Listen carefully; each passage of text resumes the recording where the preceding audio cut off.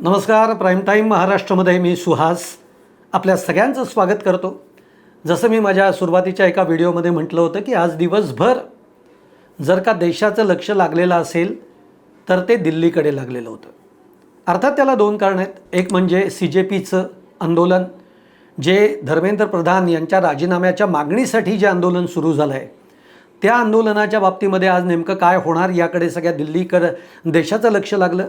आणि दुसरं लक्ष लागलं होतं ते म्हणजे आजपासून पावसाळी अधिवेशन सुरू होतं आहे आणि त्यामुळे या आंदोलनाचे पडसाद हे आता त्या अधिवेशनामध्ये काय उमटत आहेत, विरोधक कशा पद्धतीने याच्यावर भूमिका घेत आहेत, हे सगळं बघणं खूप इंटरेस्टिंग होतं. त्यामुळे आज मी म्हटलं तसं की देशाचं सगळं लक्ष हे दिल्लीकडे होतं आणि झालंही तसंच.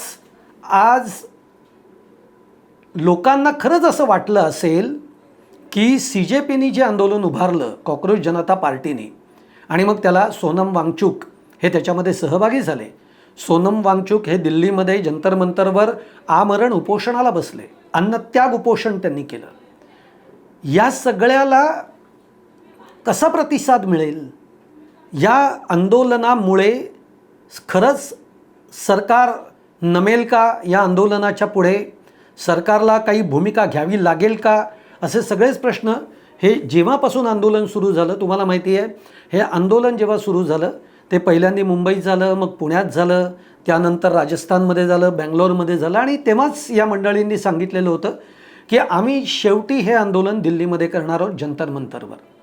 याची सूचनाही त्यांनी दिली होती. पण सरकारला जाग आली नाही म्हणण्यापेक्षा सरकारने अत्यंत बेफिकिरी वृत्तीनं या गोष्टीकडे बघितलं की काय होणार आहे. मुंबईत काय एवढा रिस्पॉन्स मिळाला नाही, पुण्यात जरा बऱ्यापैकी रिस्पॉन्स मिळाला, बेंगलोरमध्ये चांगला रिस्पॉन्स मिळाला. म्हणजे तो रिस्पॉन्स बघता तरी सरकारने या गोष्टीची दखल घ्यायला पाहिजे होती. पण सध्याच्या सरकारला वेळ नाही. मोदी सरकार, अमित शहांचं सरकार हे सध्या फोडाफोडीच्या राजकारणामध्ये प्रचंड अडकलेले आहेत.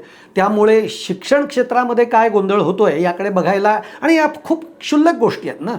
काय पेपर फुटला, नवीन काढू, परत परीक्षा घेऊ, काय जात आहे त्याच्यात. पण याच्यामध्ये विद्यार्थ्यांचं नुकसान किती होतं याची जर का जाण या सरकारला असती तर सरकारने याचं गांभीर्याने विचार केला असता. पण ती जाण नाही आहे, आणि ती जाण नाही म्हणूनच CJP सारख्यांना आंदोलनाला उभं राहावं लागलं. आंदोलन सुरू झालं काल परवामध्येच. सोनम वांगचुक यांना उपोषणाच्या 20व्या दिवशी सरकारने उचललं आणि रुग्णालयामध्ये दाखलही केलं, सफदरजंग रुग्णालय. ते का केलं तर सुप्रीम कोर्टाने एक आदेश बजावला की त्यांच्या प्रकृतीची काळजी घेणं महत्त्वाचं आहे. आता प्रकृतीची काळजी ही आंदोलनस्थळी जाऊन सुद्धा घेता आली असती, तिकडे डॉक्टर्स पाठवले असते, तिकडे त्यांची तब्येत काय आहे सगळे चेकअप्स झाले असते, त्यांनी काय करायला पाहिजे याचे डॉक्टरी सल्ले देता आले असते. पण नाही, सरकारला आंदोलन मोडून काढायचं होतं आणि म्हणून वांगचुक यांना उचललं आणि रुग्णालयात दाखल केलं. सरकारला वाटलं की कदाचित आता याच्यामुळे आंदोलन चेपलं जाईल. पण लक्षात घ्या, आत्ताची झेनझी पिढी आहे, आत्ताची तरुण पिढी आहे, आणि आत्ताची तरुण पिढी एखादं गोष्ट जेव्हा ठरवते तेव्हा ती पूर्णत्वाकडे नेण्याचा प्रयत्न ती सातत्याने करते. वांगचुक जरी रुग्णालयामध्ये दाखल झाले तरी दिपके आहेत, अभिजित दिपकेंनी सांगितलं की मी अन्नत्याग आंदोलन सुरू करतोय, आणि त्यांनी मग कालपासून ते सुरूही केलं. आज अधिवेशन सुरू होण्याच्या वेळेला आज संपूर्ण आंदोलक जे आहेत ते संसदेच्या दिशेने निघणार होते, आणि त्यांनी तसं जाहीरही केलं की सकाळी 9 वाजता आम्ही संसदेकडे धडक मोर्चा काढतो आहोत. काल संध्याकाळपासून दिल्लीमध्ये प्रचंड बंदोबस्त, म्हणजे पोलीस असतील, CRPF असतील, अजून कमांडोज असतील, हे सगळे रस्त्यावर उतरवण्यात आले. तुम्ही व्हिज्युअल्स बघा, अक्षरशः एखादा म्हणजे हे काही दहशतवादी आहेत की काय अशा पद्धतीचं वातावरण हे आज दिल्लीमध्ये बघायला मिळालं. म्हणजे बंदुका रोखून संसदेकडे कोण येतं आहे त्यांच्यावर बंदुका रोखल्या गेल्या आहेत, अश्रुधुराच्या नळकांड्या वगैरे. आता मग पुढचा विषय आहे पाण्याचे फवारे वगैरे, पण बंदुकापर्यंत आपण गेलो. असं काय आहे? अहो, त्यांची एक साधी मागणी होती. जो नीट पेपरमध्ये घोटाळा झाला, नुसतं नीट नाही हो, नीट पेपरमध्ये तो घोटाळे झालेच, पण त्याच्या आत्ता जे काही परीक्षा झाली त्याच्या गुणांमध्ये सुद्धा काही घोटाळे आहेत. त्याच्यानंतर CBSEच्या परीक्षांमध्ये घोटाळे आहेत. हे जे सगळे शिक्षण क्षेत्रामधले घोटाळे होत आहेत त्याला जबाबदार कोण आहे, त्याची जबाबदारी कोण घेणार आहे? ती तर सरकारनेच घ्यायला पाहिजे ना. मग सरकारने घ्यायला पाहिजे म्हणजे त्या खात्याचा जो मंत्री आहे त्याने घेतली पाहिजे. एक सरळ साधी भूमिका घेऊन हे सगळे झेन्झी किंवा हे युवक, हे तरुण, हे सगळे कॉलेजियन्स आणि कॉक्रोच जनता पार्टीमध्ये सहभागी झालेली ही सगळी मंडळी ही रस्त्यावर त्यासाठी उतरली आहे. त्यांचं म्हणणं फक्त एकच आहे, धर्मेंद्र प्रधान यांचा राजीनामा घ्या.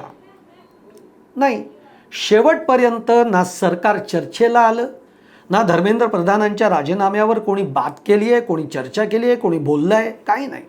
मी म्हटलं ना, सरकार एकदम ज्याला म्हणतो ना आपण बेफिकिरीच्या अवस्थेमध्ये आहे की आम्हाला काही फरक पडत नाही, निवडणुका आम्ही अशाही जिंकणार आहोत, ते तुम्ही तुमच्याकडे लक्ष दिलं म्हणून आम्ही या निवडणुका जिंकू असं काही नाही आहे. अशा मस्तीत, अशा मदमस्तीत, ज्याला मद मस्ती म्हणतो ना आपण, जे चढतं तशा पद्धतीने सरकार आहे. आज हे जेव्हा आंदोलक निघाले तेव्हा संसदेच्या जवळ पोचत असतानाच आंदोलकांवर लाठीचार्ज करण्यात आला, त्यांच्यावर फवारे सोडण्यात आले पाण्याचे, त्यांना ताब्यात घेण्यात आलं. बरं, मान्य आहे काही लोक, हे बघा, जेव्हा एवढ्या मोठ्या संख्येनं आंदोलन होतं तेव्हा काही विद्रोही मंडळी असतात ना की ज्यांना हे आंदोलन भरकटवायचं आहे, मग ते कोणी असतील, ती सगळी याच्यामध्ये घुसतात, ते हुल्लडबाजी करतात आणि मग त्यामुळे त्या एकूण सगळ्या आंदोलनाला सुद्धा गालबोट लागतं. असेही काही प्रकार घडलेले आहेत. काही वाहिन्यांच्या पत्रकारांना तिकडे धक्काबुक्की झाली, त्याला लागलं वगैरे सगळ्या गोष्टी घडलेल्या आहेत. ते करणारे गट जे होते तरुणांचे, ते काहीतरी आंदोलक नव्हते, ते वेगळेच होते, असे देखील लोक घुसलेली होती. हे सगळं होणार होतं, ही सगळी खबरदारी पोलिसांनी घ्यायला पाहिजे होती. मुळामध्ये जे आंदोलन शांत पद्धतीने चालू आहे इतके दिवस, आत्तापर्यंत जर का सरकारने प्रतिनिधी पाठवला असता तर आज दिवसभरामध्ये जे घडलं ते घडलं नसतं. त्यांना एक साधं आश्वासन पाहिजे होतं, पण ते आश्वासन मिळालं नाही. शेवटी आज सकाळी सोनम वांगचुक यांनी एक लेटर दिलं. त्याच्या आधी त्यांच्या मिसेस ज्या आहेत गीतांजली, त्यांनीसुद्धा सांगितलं की सोनम वांगचुक हे आंदोलन मागे घ्यायला तयार आहेत, फक्त सरकारकडनं आम्हाला काही गोष्टींवर आश्वासनं पाहिजेत. मग त्यांनी त्यातले 3 मुद्दे माझ्या मते त्यांनी काही गोष्टी मागितलेल्या आहेत. 3 मुद्द्यांवर त्यांनी चर्चा केलेली आहे. ते 3 मुद्दे मी तुम्हाला सांगतो कुठले आहेत ते.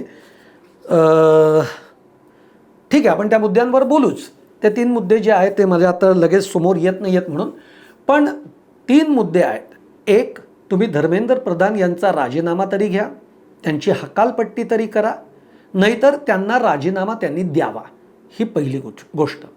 त्यांचा दुसरा मुद्दा असा होता, म्हणजे आज ज्या घडामोडी झाल्या, म्हणजे हे पोलिसांचे लाठीचार्ज, अश्रुधूर, हा सगळा जो एक भाग आहे त्यातनं एक गोष्ट काय झाली मी तुम्हाला सांगतो, निक्षून सांगतो. सरकारला झुकावं लागलं आहे. कितीही जरी सरकारने दाखवलेलं असलं तरी सरकारला नमावं लागलं आहे, नमतं घ्यावं लागलं आहे, सरकारला झुकावं लागलं आहे. का? आजपर्यंत तुम्ही याच्यावर एक वाक्य बोलला नाही, आजपर्यंत तुम्ही आंदोलकांकडे पाठ फिरवलीत. मग आज अमित शहांनी धर्मेंद्र प्रधान शिक्षण मंत्री यांना बोलावून घेतलं पक्ष कार्यालयात आणि तिथे जवळपास 4 तास धर्मेंद्र प्रधान यांच्याबरोबर अमित शहांची चर्चा झाली आहे. त्यावेळेला माझ्या मते रिजिजू पण होते. या तिघांमध्ये जी बैठक झाली ही 4 तास झाली. आता या बैठकीत काय झालं आहे हे आपल्याला माहीत नाही. सरकार राजीनामा घेईल का? मला नाही वाटत सरकार राजीनामा घेईल मंत्रिपदाचा किंवा त्यांच्या खात्याचा. पण एक गोष्ट नक्की होऊ शकते जी मला वाटते की शिक्षण खात्यावरनं त्यांची उचलबांगडी होईल. मंत्रिपद जाईल का? नाही. मग कुठल्या तरी दुसऱ्या खात्याचं मंत्रिपद हे धर्मेंद्र प्रधानांना देण्यात येऊ शकतं, पण शिक्षण खातं हे धर्मेंद्र प्रधानांकडे ठेवलं जाणार नाही, ही दाट शक्यता मला वाटते. अजून कोणताही तपशील समोर आलेला नाही, पण हे मला का वाटतंय तर आज या आंदोलनामुळे काय झालं माहिती आहे, आज देशामध्ये ठिकठिकाणी आंदोलनं होत आहेत. तुम्ही महाराष्ट्रामध्येच घ्या ना, मुंबईमध्ये सुरू झालं आहे, मुंबईमध्ये दादरमध्ये आंदोलन केलं गेलं आहे. परत आज दुपारी 4 वाजता इथल्या CJPनी आणि तरुणांनी आंदोलन केलं आहे. पुण्यामध्ये झालं आहे, धुळ्यामध्ये झालं आहे, कोल्हापूरच्या विद्यापीठामध्ये झालेलं आहे. तिथल्या तर मुलांनी उत्स्फूर्तपणाने ते म्हणलं आम्ही कोणत्याही पक्षाचे नाही आहोत, आम्ही काही नाही आहोत, पण मुद्दा हा विद्यार्थ्यांचा आहे म्हणून आम्ही आंदोलन करतो आहे. त्यामुळे नाशिकमध्ये झालं आहे, कोल्हापूरमध्ये झालं आहे, कोकणात झालं आहे. ज्या कोकण या बाबतीमध्ये कायम शांतताप्रिय म्हणून आपण बघतो, पण तिथेही आंदोलन झालं आहे. या आंदोलनाची दखल ही सर्व पातळीवर घेतली जाते. याचं कारण व्हॅलिड आहे. धर्मेंद्र प्रधानांचा राजीनामा व्हायला पाहिजे हे त्यामागचं कारण आहे. आणि त्यामुळे आज अमित शहानी धर्मेंद्र प्रधानांच्या बरोबर बैठक घेतली आहे. 4 तास त्यांच्यामध्ये चर्चा झाली आहे. आता पुढे काय चर्चा झाली आहे हे येईलच. पण अधिवेशन सुरू आहे. आता अधिवेशनाच्या काळामध्ये त्यांच्याकडनं या खात्याचा राजीनामा घेतला जातोय का, किंवा त्यांना मंत्रिपदावरनं या खात्यावरनं हटवलं जात आहे का वगैरे वगैरे बघायचं आहे आपल्याला. का मग अधिवेशनानंतर या सगळ्या घडामोडी घडतील, मग त्या संदर्भात ते काही CJP-वाल्यांना त्यांचे जे काही प्रवक्ते आहेत, जे आज त्यांचे प्रतिनिधी म्हणून गेले होते, त्यांचीसुद्धा JP नड्डांबरोबर बैठक झाली आहे. जे CJPचे प्रतिनिधी आहेत, माझ्या मते दास म्हणून जे आहेत, ते JP नड्डांबरोबर त्यांची भेट झाली आहे. दुपारी 12 वाजता ते तिकडे गेले. JP नड्डा साधारणतः 2 वाजता भेटले. 4 सव्वा 4 त्यांची बैठक चालू होती. या बैठकीमध्ये त्यांनी ज्या मागण्या केलेल्या आहेत, ते मागण्या म्हणजे पहिल्यांदा एकतर तुम्ही धर्मेंद्र प्रधानांचा राजीनामा घ्या, ही पहिली मागणी आहे. दुसरी मागणी आहे की सोनम वांगचुक यांना त्यांच्या रुग्णालयातनं डिस्चार्ज द्या, ते आता बरे आहेत, आणि हे सोनम वांगचुकही सांगतायत. आणि तिसरी मागणी आहे की या सगळ्या नीट पेपरच्या घोटाळ्यानंतर देशभरामध्ये अनेक विद्यार्थ्यांनी त्यांचे जीव गेलेले आहेत, त्यांनी आपलं जीवन संपवलेलं आहे. अशा विद्यार्थ्यांच्या कुटुंबियांना 1 करोडची मदत करा, अशा पद्धतीच्या 3 मागण्या या JP नड्डांच्या समोर त्यांनी ठेवलेल्या आहेत. आता मुद्दा काय आहे? JP नड्डांनी यांना बोलवून घेतलं, हा पहिला मुद्दा. अमित शहानी धर्मेंद्र प्रधानांना बोलवून घेतलं, हा दुसरा मुद्दा. म्हणजेच सरकार नमलं आहे. सरकारला यावर उपाययोजना करावीच लागणार आहे. भले त्यांचं मंत्रिपद गेलं नाही तरी मी तुम्हाला नक्की सांगतो, शिक्षण खात्यावरनं त्यांची उचलबांगडी होऊ शकते आणि ती सरकारला करावी लागेल. कारण दबाव आज सरकारने बघितलेला आहे की दिल्लीमध्ये काय संख्येनं तिकडे कॉक्रोच जनता पार्टीचे जे काही सगळे कार्यकर्ते आता जोडले जात आहेत, जोडले गेलेले आहेत, ते आज दिल्लीमध्ये ज्या प्रमाणामध्ये उतरलेले होते हे बघता सरकारच्या मनामध्ये धडकी भरलेली आहे. आणि आता सरकारला यावर भूमिका घ्यावी लागेल. आता ती भूमिका पुढे जाऊन काय घेतली जाते, कारण CJPनी हे सांगितलेलं आहे. आज दिपके यांनी देखील जे अन्नत्याग आंदोलन सुरू केलं होतं ते देखील त्यांनी मागे घेतलेलं आहे. कारण सोनम वांगचुक यांनी तसं त्यांना विनंती केली की तुम्ही अन्नत्याग आंदोलन मागे घ्या, आंदोलन आपण चालू ठेवू, पण जे उपोषण आहे, अन्नत्याग उपोषण, ते मागे घ्या, आंदोलन चालूच राहील असं CJPकडनं सांगण्यात आलं आहे. जोपर्यंत धर्मेंद्र प्रधानांच्या बाबतीत कोणतीही कार्यवाही घडत नाही तोपर्यंत हे आंदोलन म्हणून चालू राहील. आता पुढे काय होतं आहे हे बघणं खूप इंटरेस्टिंग राहणार आहे.